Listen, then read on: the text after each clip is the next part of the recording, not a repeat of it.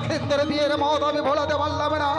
লক্ষিন্দর বিয়ের মত ভোলানোর জন্য তার হাতে তুলে দিয়েছিলাম গিরিবাজ পায়রা। পায়রা সে উড়িয়ে দিয়ে অতঃপর লক্ষিন্দর হাতে তুলে দিলাম স্বর্ণ বাটুল। আর বাটুল নিয়ে লক্ষিন্দর এমন কর্ম করেছে, ছি, লজ্জায় ঘৃণায় মাথা হেট হয়ে যায় আমার।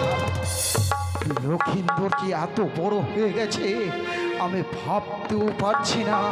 শেষ পর্যন্ত তার মামিমাকে করেছে হরণ। না না না না না, আর মেনে নিতে পারছি না। চম্পকনগরের প্রজা বর্গের সামনে আর আমি কোনোদিনও মাথা উঁচু করে দাও না। সিদ্ধান্ত নিয়েছি, আর নয়, লক্ষিন্দরের বিবাহ দিয়ে আমি অনিশ্চিন্ত হতে চাই।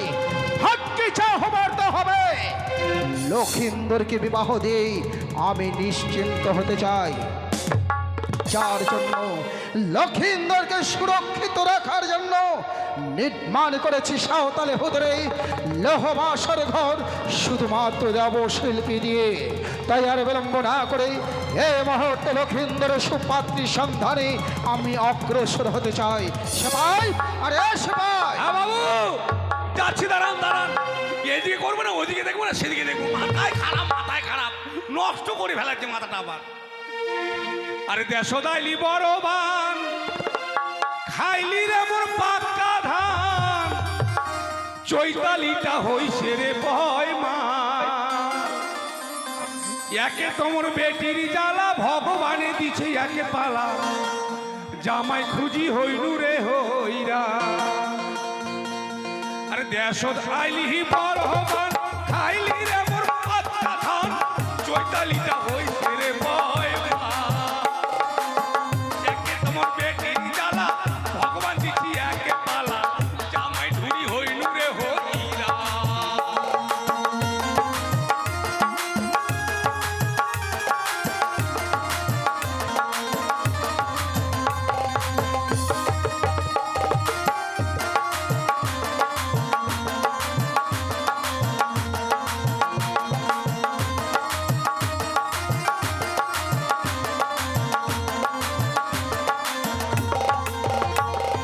বড় দাদার বুদ্ধি ধরি গেলুম রে মুই শিলিগুড়ি, জামাই খুঁজিবা।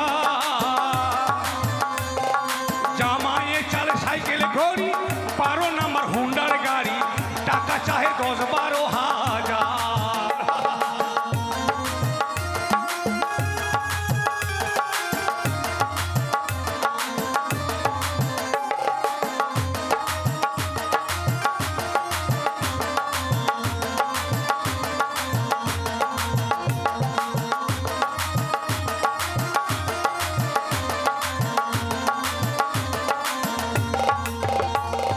বড় দাদার বুদ্ধি ধরি গেলুম রে মুই শিলিগুড়ি, জামাই ঘুরিবা।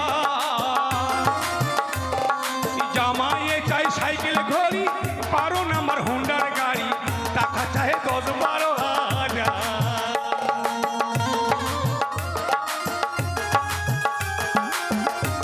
তোমার গাও সিঙ্গাল দিন সিঙ্গাল।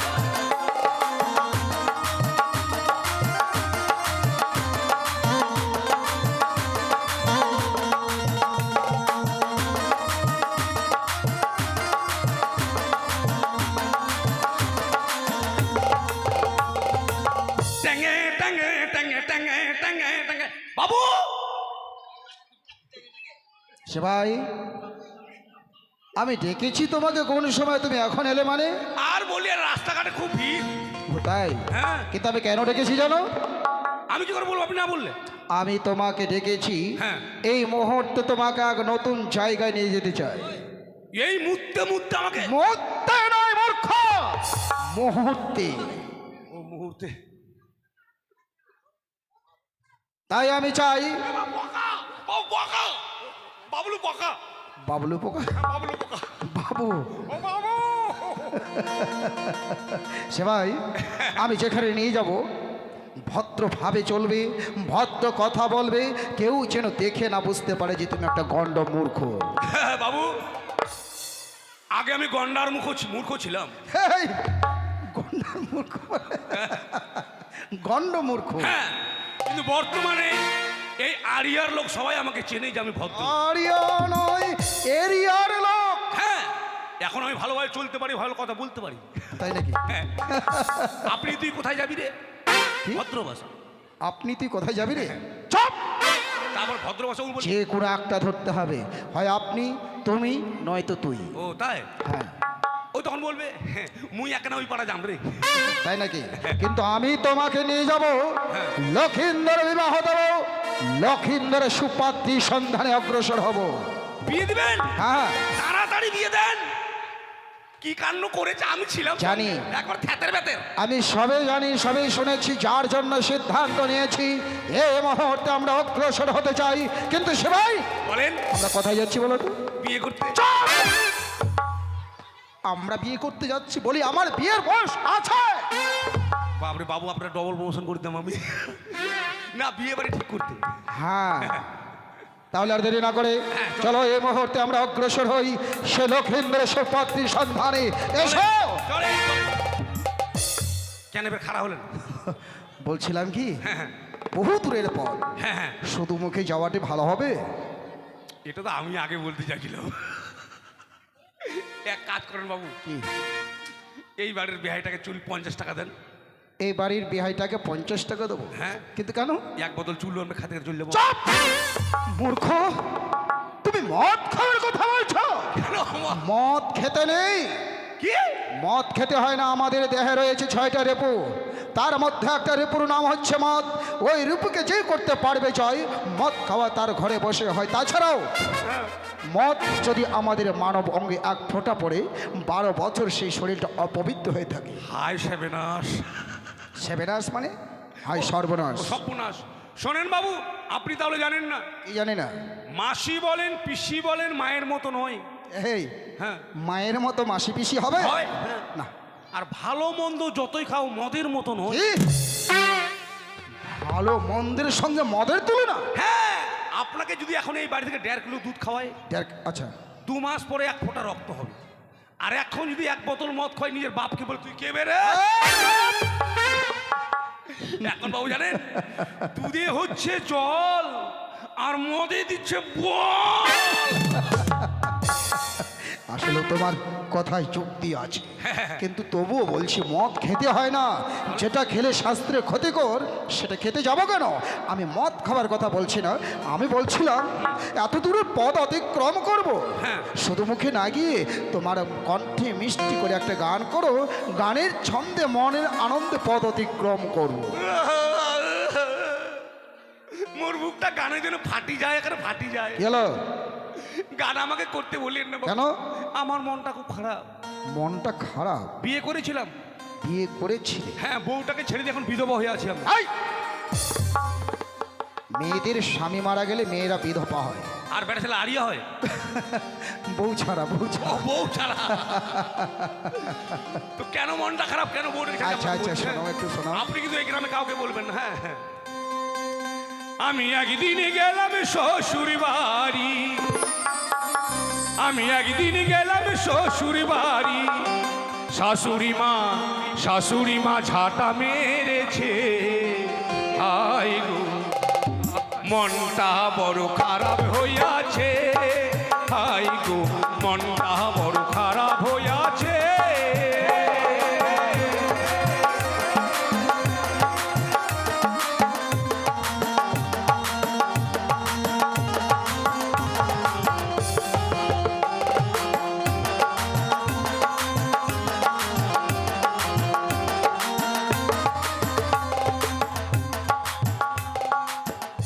এই!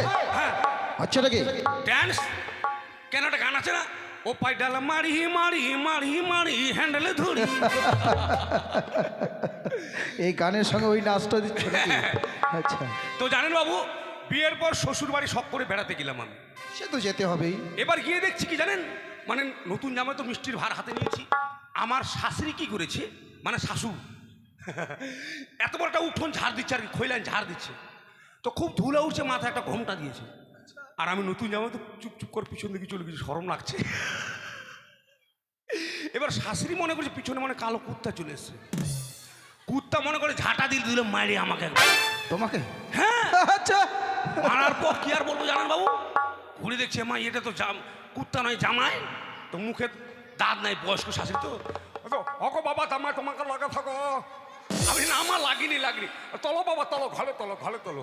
মানে আমার ঘরে নিয়ে গেল আদর করে। আচ্ছা। এবার কি আর বলবো বাবু, দুঃখের কথা জানেন, শ্বশুর বাড়ির অবস্থা খুব খারাপ, গরিব মানুষ। জামাই যে বাড়িতে গেল, পাতা যে ভাত দেবে পাতা কিন্তু নাই, মানে থালা নাই। হ্যাঁ আচ্ছা। তো এবার কি করে জানেন, এবার কলা পাতা কেটে কুটে শালি আমায় দিল খেতে। আর কলা পাতা কেটে কুটে শালি আমায় দিল খেতে।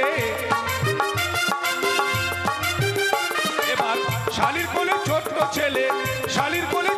ছেলে, ছেলেটা হেগে দিয়েছে। আয় গো মনটা বড় খারাপ হইয়াছে, আয় গো মনটা বড় খারাপ হইয়াছে।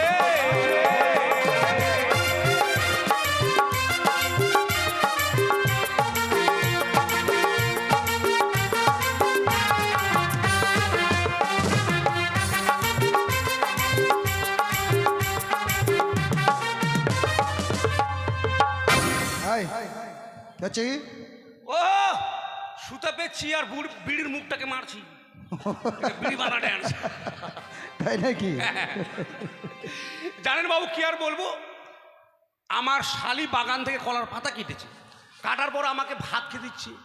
তো শালির কোলে একটা বাচ্চা আছে, বাচ্চাটাকে বলছে বাবা নামো তোর মাসুয়াকে ভাত দেবো। মাসুয়া? হ্যাঁ মেসো। ও আমাদের দিকে মাসুয়া বলে। তাই? আচ্ছা, মানে বাচ্চাটা ছোট। হ্যাঁ, তো মায়ের কল ছেড়ে নামতে চায়। হ্যাঁ, বাচ্চাটা কিছুতে নামছে না। বাচ্চাটা বলছে মা মুই দুধু খাম। বাচ্চাটাকে কোলে নিয়ে কিন্তু ভাত দিচ্ছি, এদিকে ভাত দিয়েছে, এদিকে চাপ পড়েছে, বাচ্চাটা চড়াত করে পাতাতে পায়খানা করে দিয়েছে। ওই ছোট বাচ্চা? হ্যাঁ। আচ্ছা। আমি ভাবলাম যাক আমার শালি মনে ভাতের পরে খেসারি গালে ডালি দিয়েছে, ডাল মনে করে মাখে চেখে 2-4 বার মারি দিলাম। বাপরে, আমঠামটা গন্ধ কেন? চিন্তা করি শ্বশুর বাড়ির ব্যাপার, তাহলে বাসি ডাল হতে পারে, কিছু বলছি না কিন্তু গন্ধ ধরে গেছে। আবারও কিন্তু মাখে চেখে মারছি। আমার সন্দেহ হয়ে গেল, ডাল বাসি ডাল হলে তো এত গন্ধ হবে না। মুখ তুলে দেখছি আমার ডাল পরে চোঙা দিয়ে, আজকে পড়ছে পোঙ্গা দিয়ে। মুই ডাল ভাত খাইনি, গু ভাত খাচু। তারপর আমার একটা অভ্যেস খারাপ ছিল কি জানেন, খাওয়া দাওয়ার পরে ঘরে গিয়ে একটু বিশ্রাম করা। এবার কি হয়ে জানেন, এবার ল্যাপের ভিতর কুত্তা শুয়ে, আমি ভাবি বউ শুয়ে। আর ল্যাপের ভিতর কুত্তা শুয়ে, আমি ভাবি গিন্নি শুয়ে। এবার চেপে চুপে ধরতে গিয়ে কুকুরটা ঘেউ ঘেউ করেছে। হায় গো মনটা বড় খারাপ হইয়াছে, হায় গো মনটা বড় খারাপ হইয়াছে।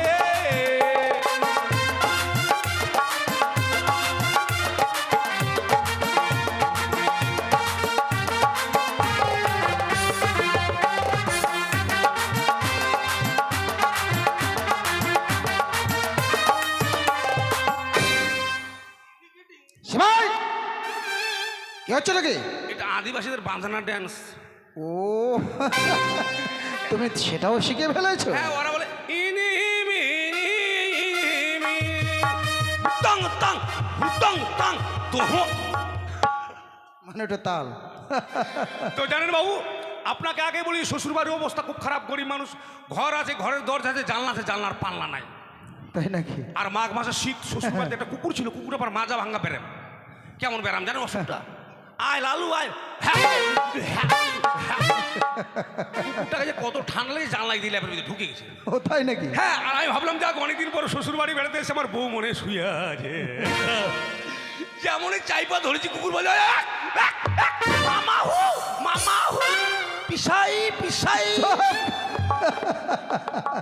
তাই বলছে, কিন্তু সবাই বলেন তোমার গানের তালে তালে হ্যাঁ, আমরা পূর্ব পশ্চিম দক্ষিণ প্রান্তে কোথাও যেন সুপাত্রীর সন্ধানে পেলাম না। পথ চলতে চলতে আমি যেন ক্লান্ত হয়ে পড়েছি। চলেন খোঁজা কাঁদার মাঠে বসে থাকুন। চুপ! মাঠে কেন? চেয়ে দেখো সামনে বটবৃক্ষ, ও ওই বটবৃক্ষের নিচে, বটবৃক্ষের শীতল ছায়া কিছু করে বিশ্রাম করব। বেশ কেমন? হ্যাঁ, এসো আমার সঙ্গে। চলে বাবু চলে।